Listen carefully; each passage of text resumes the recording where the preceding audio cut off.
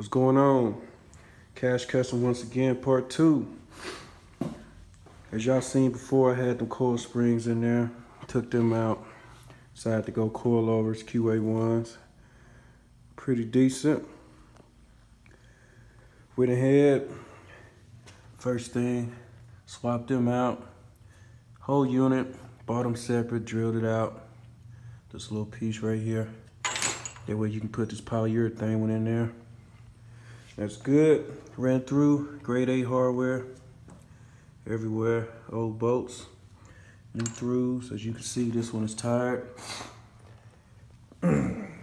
These right here, brand new. Came with the black ones, the regular rubber, so I got them, but I'm gonna try to do as much polyurethane as I can outside of these A-arms. Here it doesn't ride too nice with them, so everywhere else I have polyurethane. Other than that, just disassembled again. Of course, you gotta take the lower A-arm off to get your hand up in that pocket.